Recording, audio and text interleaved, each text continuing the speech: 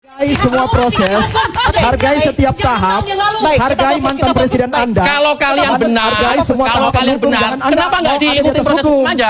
Itu yang benar. Sampai pengadilan. Enggak, kalau kalian benar, proses hukum aja jalani. Tahu apa yang harus dilakukan?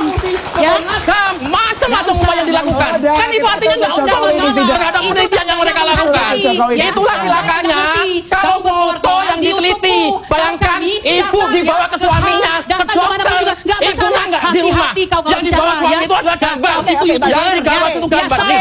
tidak sama sekali. Tapi hukum. Ini yang dilakukan. Ini yang dilakukan. Bukunya silakan duduk. Luar biasa kan? Kita tidak lanjutkan kalau tidak kembali. Oke, Bang Agri silakan duduk. Assalamualaikum warahmatullahi wabarakatuh. Jumpa lagi dengan Mukhtar Official. Kali ini kita akan reaction video terbaru masih di polemik ijazah Bapak Jokowi yang sudah bertahun-tahun tidak kunjung selesai ya guys ya.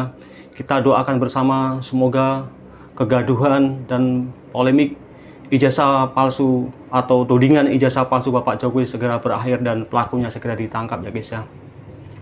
Kali ini perdebatan seru antara Ibu Kurnia dan Bapak Agri ya. Benar yang dikatakan Bapak Agri bahwa si tersangka Panji CS ini yang diteliti adalah fotokopi dari ijazah Bapak Jokowi guys ya, bukan ijazah aslinya. Sampai kapanpun kalau yang diteliti adalah ijazah fotokopi, maka tidak akan ketemu titik kebenarannya guys ya. Sampai dunia terbalik pun tidak akan bertemu ya guys keasliannya. Yuk biar tidak gagal paham, kita tonton video berikut ini sampai selesai. Ya, Pak Jokowi selama ini pasif, duduk diam, nggak pernah bergerak untuk melakukan perlawanan. Hanya melaporkan bahwa hak saya difitnah, saya dicaci maki, kuburan orang tua saya didatangin, saya dibuatkan buku, dibuatkan macam-macam lah, apa segala macam yang menuduh. Jadi tadi juga saya klarifikasi kepada Bro Sangaji ya. Tadi dibilang mempertanyakan ijazah, bedakan mempertanyakan dengan menuduh ya. Menuduh ijazah Pak Jokowi itu 99,9% palsu ya. Bahkan dituduh bahwa dicetak di Jalan Pramuka, kan semua yang tersangka salah satu mengatakan dicetak di Jalan Pramuka. Bahkan ada profesor yang dianggap sebagai pencetaknya yang juga adalah pendukung Pak Jokowi. Kan itu semua fitnah dan hujatan yang nggak benar. Jadi biarkan hukum berproses. Pak Jokowi menyerahkan full pada hukum dan Pak Jokowi nggak pernah mengintervensi hukum sebagaimana yang diopinikan oleh teman-teman yang sudah tersangka selama ini kan. Dan biarkanlah hukum itu bergerak mencari kebenaran dan biarkan kebenaran itu dibuktikan lewat sidang pengadilan nanti. Saya pikir itu. Makasih. Pak dikatakan tadi tidak pernah berharap RJ tidak dan pernah, tidak justru hari ini banyak dari kubu Jokowi mencoba merayu sambil Bang, dari pihak Jokowi mencoba merayu Andi Alfon, silakan. Ya, yang namanya Bang Ozi ya mungkin juga pengacara-pengacara ini ya tidak senang lah ya teman-temannya ini yang sadar akan dirinya bahwa dia berbuat salah ya dan ingin melakukan tidak ada keterangan Egy berbuat salah. Egy meyakini ijazah itu tetap palsu. Panas ya dan ingin ini macam-macam aja dibuatlah semacam yang dikatakan tadi. Intinya ada Ini yang dikatakan oleh si Ahmad Zainuddin ini atau si Tompel ya, yang dikatakan si Tompel ini katanya banyak yang merayu dan mengiming-imingi dia untuk segera melakukan perdamaian atau RJ ya guys ya. Ini si Tompel ini terlalu gede rasa ya guys ya. Siapa yang mengiming-imingi dia? Memangnya yang bersalah itu siapa? Kan yang bersalah adalah si penuduh ijazah palsu, si Roy CS ya guys ya. Yang harusnya dia yang mengajukan RJ ya kepada kepolisian. ini adalah yang dilakukan oleh inisiatif pribadi dari Egy Sujana ke Solo itu ya semata-mata karena ada kemanusiaan. Ya, kami dari relawan 100% kita tidak setuju tentang restoratif justice. Karena di situ ada juga teman kita relawan yang melaporkan itu, ya kan? Tapi kita melihat bahwasanya ini adalah yang diutamakan oleh kemanusiaan, yang dibutuhkan oleh Egy Sujana agar dapat melanjutkan pengobatannya dia di luar negeri itu. Itulah yang dikedepankan. Bahwasanya apa yang dilakukan dikatakan bahwa itu diorkestrasi oleh Pak Jokowi dan sebagainya. Ada beberapa orang mau RJ Pak, tapi mau minta uang. Laki-laki di kelas 2 R ada.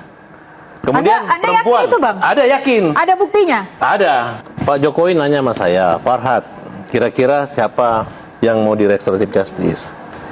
Nah, katanya Dokter T mau katanya. Ini ceritanya ya. Terus Dokter T maksudnya dokter ya, Isa? saya nggak sebut namanya lah gitu. Nanti nggak bisa tidur. Kemudian nanti ribut lagi mereka dikira adu domba. Kemudian kalau saya bilang kalau mau di restoratif justice yaitu Dokter R. Rismon lah gitu. Kenapa Rismon di RJ gitu? Karena Rismon ini banyak sekali kesalahannya. Sebentar, itu kemauan Pak Jokowi. Enggak, saya kan ditanya. Oh, abang yang jawab. Kalau saya lebih setuju Rismon di restoran RJ. Oke. Kenapa? Karena Rismon ini banyak kesalahannya lah. Dikit lagi tersangka dalam kasus menyangkut pemalsuan, penipuan dan terkait dengan kampusnya dia. Itu sudah ditemukan. Tinggal nunggu waktunya aja. Kenapa kamu kasihan ya? Bagi saya, ini saya kuliahin dikit, restoratif justice itu juga suatu proses ada penghukuman walaupun pemulihan. Jadi sebenarnya kalau mereka tidak memanfaatkan dan meniru Egy Sujana, mereka rugi sendiri. Kalau pengacara enak aja besok mati, saya katakan, kalau ini kasus selesai, Bang Andi Asmond nggak masuk TV lagi, kalian nggak masuk TV lagi dalam perkara ini. Tapi apakah kita ingin bangsa negeri ini seperti ini? Nah, kemudian Pak ajudannya Pak Jokowi mengatakan, Pak Presiden, kalau cuma satu orang itu nggak bisa, harus dimaafkan semua. Nah, sehingga para relawan dan keluarganya Pak Jokowi berpikir, kalau ini perkara henti semua, besok-besok orang ngejek lagi. Kapan dia bisa melihatkan atau forum yang mana mereka bisa menampakkan menunjukkan ijazah ini? Oke, terus respon Pak Jokowi seperti apa, Bang?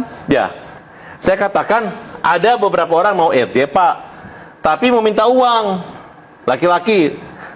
Ini tidak benar guys ya, yang berinisial R dan T ini ya, rupanya mau mengajukan RJ, dia mau minta sejumlah uang ke pihak Bapak Jokowi guys ya. Ini suatu hal yang tidak benar. Dua orang ini termasuk berkhianat ya kepada si Roy Panci ya guys ya. Diam-diam dia menghubungi Bapak Jokowi atau pengacaranya untuk melakukan RJ, tapi ada sejumlah uang di belakangnya guys ya. Ini suatu yang tidak benar guys ya.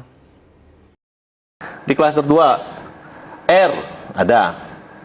Kemudian Anda perempuan yakin itu, Bang? ada, yakin. Ada buktinya? Ada rekaman pembicaraan semua lengkap. Oke. Bahkan Pak Jokowi bilang, loh, kan yang tersangka bukan saya. Iya dong. Nah, kemudian saya bercerita, ketika saya mengalami kasus begini dan damai, ujung-ujungnya uang. Dalam Islam pun kalau ada kisos meninggal nyawa dibalas nyawa, kalau damai pasti pembayaran diat, selesai. Nah, inilah kenapa ada KUHAP, ada restoratif justice. Makanya kok pengacara-pengacara di sebelah menganggap restoratif justice ini mereka kalah. Menurut saya kalau memang benar itu mereka menang, selesai cepat, nggak perlu lama-lama. Pastikan tidak ada penjara dalam restoratif justice. Oke. Bahwa proses RJ itu, ya, ini bukan strategi Egy ataupun damai, strategi damai dan Egy gitu. Tapi itu memang sudah Farhad Abbas dan kawan-kawan siapkan. Kami seperti menyiapkan kolam, ya, yang dimana itu akan kelihatan ikannya. Karena kita menyadari yang datang itu bukan orang baik, tapi penjahat. Penjahat yang kesakitan. Makanya saya bilang saya senang Egy Sujana itu sakit. Kalau dia sehat, dia menyakiti orang. Nah, tapi saya bersyukur. Kenapa? Awalnya saya komplain sama teman-teman yang membawa Egy Sujana ke sana. Setelah saya berpikir, saya renungkan kembali, kehadiran Egy Sujana dan Damai itu menyatakan bahwa mereka udah kalah sebelum bertanding. Interupsi mereka buat ini, Farhad. tunggu kan tadi mau tahu siapa yang. Interupsi buat Farhad. Baik. Pertanyaan sekaligus. Memangnya Farhad yang menyediakan RJ? Oke. Ya inilah kalian cara berdebatnya ini tidak seperti dia hanya bicara makna denotasi bukan konotasi. Yang menyediakan RJ itu undang-undang, bukan Farhad Abbas. Kan ini Dan kan- itu sebenarnya mengkonfirmasi bahwa ya RJ ini adalah berasal dari kontestasi Sebelum dari Solo. kalian dari Karena pengacara- Farhad mewakili kepentingan Solo. Jadi benar Baik, sebentar, bahwa Bang. Baik, Oh, tidak. strategi kita beri pecah kesempatan belah ke Bang dan Farhad. adu domba itu sedang telah terus dilakukan oleh kubu. Kita beri kesempatan sedikit, Damai Bang. dan Egy, saya Boleh. punya dokumentasi Oke. ya, melalui Pak siapa itu dokumentasinya. Udah dari dulu minta damai ke Pak Jokowi, ada. Mulai dari tahun. Tanggal 15 September 2025. Oke, sebentar Bang, Anda juga tadi dikasih tunggu. tantangan sama Bang Samaji. Benar, saya jelaskan Dua dulu. nama Oke, tadi. baik. Anda akan jelaskan, tapi kita akan jeda 15 sedetik September. dulu, Bang. Sebutkan Kita aja akan- dua nama kita tadi. akan Saya jeda tidak- dulu. Intinya pernyataan dari Bang Farhad Abbas ini ya, mereka tuh sudah mengajukan damai sejak dulu guys ya. Dan pengajuan damai mereka itu disertai dengan minta imbalan atau sejumlah uang ya kepada Bapak Jokowi ya. Ini perbuatan yang tidak terpuji ya guys ya. Berarti Anda menutup kemungkinan untuk berdamai dengan Ahmad Kozinudin? Saat ini saya nggak terpikirkan untuk itu. Yang ada saya pengen dia tobat daripada informasi publik yang banyak nggak benarnya. Tobatnya ini tobat yang langsung minta maaf ke Anda atau Oh gimana bentuk bukan, tobatnya? dia tidak memprovokasi lagi bahasa-bahasa dia itu. Karena saya sudah susun bukti. track recordnya sudah ada. Jadi nggak perlu dia ngomong apa-apa. Itu nanti jadi bukti saya kok. Kalau saya Gitu loh. gini deh, kalau Dibilang saya, bahwa Bang Kozinuddin melakukan provokasi ya. Ada tulisan saya. gini, Hari Pak. ini ada tulisan kita, saya. kita lebih baik menghadapi musuh yang senyatanya itu aja. Nah, itu saya Iya. sama. Artinya Iya. dia Nggak usah kita ribut tidak fokus sendiri. kepada tuduhan Bang Iya. Egy, Iya. tapi fokus sama yang lain. Itu Betul. memang saran saya. Ngapain sih yang begini-begini di masa Kita lain? fokus Fokus apalagi aja. ya, apalagi gini Dengan Mas Ival. tuntutan yang sudah ada kepada beliau gitu Betul. loh. Statusnya kan ada. Dan kita kejar. Tadi kan saya sudah ada Petruk besar, ada Petruk cilik ya. Saya Itu nggak mau nanti ikut di lagi bulan, kalau ijazah. di bulan suci Ramadan, kemudian nanti kalau selesai ada Lebaran. Nanti gambar ini akan banyak terlihat di rumah-rumah. Nih gambarnya. Apalagi itu. Ini gambarnya adalah mirip ini. Tapi inilah musuh rakyat itu. Ada kong kali kong.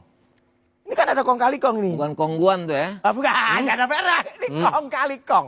Orang ini Baru lihat saya ini. kong kali kong dengan ini ya, kemudian menghasilkan ini. Itu lawan sebenarnya, lawan rakyat tuh ini. Meskipun kemudian sampai sekarang nih kasus Anda berkelindan nih, nggak tahu kapan akan masuk dalam tahap peradilan nih, emang sengaja diputar-putar Kita atau tunggu. gimana sih? Ada yang takut masuk peradilan. Kalau kami sama sekali nggak takut. Siapa yang takut? Ya jelas lah yang memutar-mutar, menggeser gawang. Bapak DHL ini ya menyuruh si Tompel ini untuk segera bertobat guys ya. Jangan menyebar kegaduhan atau menyebar fitnah ya kepada Bapak DHL ini intinya, yang makanya Bapak DHL melaporkan si Tompel ini ke pihak yang berwajib guys ya, biar kapok dan tidak lagi menyebar isu yang tidak benar kepada Bapak DHL khususnya ya, dan masyarakat umumnya guys ya. Saya mau tanya dulu nih, karena kan dalam konferensi pers di Polda Metro Jaya, Bang Kozinuddin lagi-lagi bilang bebasnya atau lepasnya Damai Hari Lubis dan Egy Sujana ini tidak lepas dari kehendak otoritas Solo untuk pecah belah. Buktinya apa? Ada banyak WA ajakan, bahkan telepon langsung ke beberapa lawyer, bahkan juga beberapa pejuang kami ya, Bu Kurnia tuh sampai diikuti sampai kamar mandi gitu. Tersangka Roy CS ini guys ya, walaupun dia sudah tersangka tapi masih menyebar isu fitnah dan kegaduhan tentunya guys ya. Dia masih sempat-sempatnya memfitnah Bapak Jokowi ya. Gitu. Oke. Iya, Tapi Anda merasa tersindir. Tolong duduk dulu. Tolong duduk dulu. Tolong duduk dulu. Baru kali ini ada program nasi berdiri ya. Tolong duduk dulu. Oh, gitu. Tapi dengan cerita tadi Anda merasa tersindir nggak, Bang Damai? Tidak tersindir. Ya, udah. Mereka planning blunder. Planning blunder tuh, Mas Roy. Planning Yang tadi. blunder yang tadi mau rencana dilaporin yang nggak diumumkan. Kan ditanya Namanya tak? juga Kan rencana. ditanyakan apakah tidak Iya. takut? Saya jawab itu planning blunder. Iya, nggak apa-apa. Ada siasat lagi nggak Bikin- kira-kira? Oh banyak. Bikin Makanya nggak menambah apa-apa. korban-korban lain. Makanya. Ini korban-korban Anda menciumnya ke arah mana korban-korban? Korban laporan dari saya tidak ada hubungan sama ijazah palsu lagi. Oh, Selesai. Betul ya Dulu aja Bang tidak DHL. menurut Tidak Bang Egy. blunder. Apalagi sekarang. Yang ada tadi Ada dua dilaporkan jalan. oleh Bang Egy. Ya. Ngapain lagi? Yang jelas Urusin gini, itu. Mas Tifal. Ya kan? Ya? Ah. Jadi artinya biarkan masyarakat kemudian bisa mencermati, mendapatkan inspirasi dari cerita rakyat ini. Jadi dua-duanya megang ini ya. Iya, Luar biasa. Ini Tiba-tiba dua-duanya berlakon. iya. Yang Itu satu pegang membuat masalah baru. Tapi lama bagi saya. Ya. Sudah lama saya ngalah. Emang sengaja diulur-ulur makanya dibikin sepanjang ini ceritanya, Mas Roy? Enggak lah, ngapain diulur-ulur? Mengajukan saksi kan Rocky Gerung. Oke, kenapa dengan Rocky Gerung? Ya menurut saya Rocky Gerung itu saksi apa ahli? Coba bedakan antara ahli dan saksi. tidak, dia ahli tapi bukan karena ahli yang profesional tapi karena kegenitan. Karena hanya menolong karena tipenya cantik katanya. Udah itu aja. Maksudnya nih? Ya karena tipenya cantik aja dan saya udah tanya Tipa, kamu bawa Rocky Gerung Ini tukang gosip terus ini. Parameternya harusnya KUHAP dan di KUHAP itu diperkenankan. Pernyataan dari Bang Farad Abbas, Rocky Gerung ini menolong Dokter Tifa itu bukan karena ilmunya kalau kepintarannya guys ya, tapi karena kegenitannya, karena Dokter Tifa itu cantik katanya. Wah, ini garis sekali ya guys ya. Ini ada unsur percintaan kayak ini. Saya memang menyarankan agar mereka cepat-cepat aja. Ayo ke Solo, minta maaf. Karena mumpung Pak Jokowi membuka pintunya, menerima siapa aja minta maaf. Nah, tapi masih gengsi. Hari ini saya bertemu dengan Tipa dan Repli Harun. Mereka mengatakan nggak mau restoratif justice, mintanya kalaupun terjadi restoratif justice, Pak Jokowi yang ke Jakarta dan Pak Jokowi minta maaf kepada mereka. Nah, di sini saya melihat hukum itu tegak, bukan karena mereka dikriminalisasi, tapi mereka merasa, wah, dikira gua tamat nih. Mereka malu mengikuti jejak daripada Egy Sujana yang terang-terangan minta maaf tapi malu-malu. Nah, itulah yang inti pernyataannya, tidak mungkin terjadi salaman kalau tangan itu digenggam. Jadi dengan SP3-nya atau minta maafnya Egy Sujana, berarti ijazah Pak Jokowi asli. Betul, Dan Bang Egy Farhan. Sujana takut masuk penjara. Dan Rustam mengatakan dia dijerumuskan oleh Egy Sujana. Informasi yang lebih rinci telah dirilis dalam bentuk podcast di sini. 5. Joko Widodo dinyatakan lulus dari UGM pada tanggal 5 November 1985. Dan UGM telah memberikan ijazah yang sesuai dengan ketentuan kepada yang bersangkutan saat diwisuda tanggal 19 November 1985. Widodo lulus program sarjana pada tanggal 23 Oktober 1985 dengan indeks prestasi di atas 2,5 yang memang merupakan indeks prestasi minimal. Rektor UGM ya, itu menyatakan bahwa ijazah Bapak Jokowi itu adalah asli. Jadi apalagi yang diinginkan oleh si gerombolan teroris Panci ini guys ya, yang berwenang, yang menyatakan bahwa ijazah Bapak Jokowi asli. Jadi kalau bukan untuk mencari kegaduhan, apalagi yang mungkin ada motif lain di belakang mereka atau orang-orang besar di belakangnya guys ya. Mereka ini ibarat catur cuma dijadikan sebagai pion ya. Sewaktu-waktu bisa jadi atau dikorbankan. Terima kasih telah menonton video-video ini. Semoga kita semua diberi kesehatan dan dimudahkan di segala urusan dan tentunya sukses selalu. Salam waras. Wassalamualaikum warahmatullahi wabarakatuh.